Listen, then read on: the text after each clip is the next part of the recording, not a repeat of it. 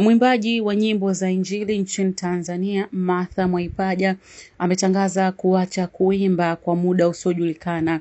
Na hii ni mara baada ya sakata linaloendelea baina yake na mwimbaji mwenzake wa nyimbo za Injili Upendo Nkone.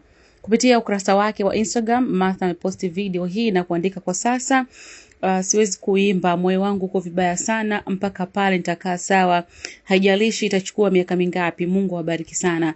Martha amezungumza mengi kwenye hiyo video yake, ikiwemo pia kusema kwamba kuna wakati alipitia magumu, akarudi kuwa sawa, lakini sasa hivi tena alikuja jambo jingine kiasi kwamba anashindwa kuendelea kutoa huduma ya uimbaji wa nyimbo za Injili ama kuhudumia watu kupitia kipawa chake cha uimbaji wa nyimbo za Injili.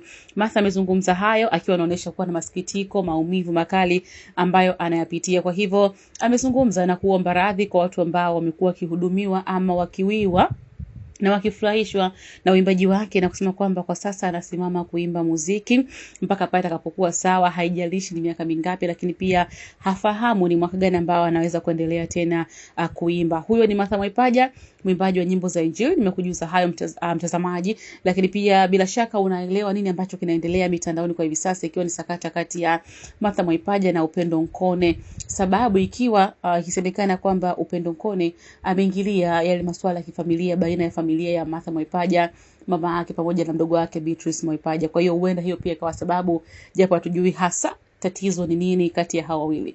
Nimekujuza hayo, mimi ni Sam Baby. Comment yako ni ipi kwa wewe ambaye ni shabiki wa muziki wa Martha Mwaipaja, kwa hiki ambacho amekizungumza? Una lipi la kuzungumza? Basi comment section iko wazi hapo. Kubwa zaidi, subscribe, bonyeza alama ya kengele, like, comment na kushare. Ni pia utufollow kule Instagram ni 69 Media TZ, bila kusahau Facebook na TikTok 69 Media TZ. Mimi hapa ni Sam Baby. Till next time, bye bye kwa wakati huu hapa.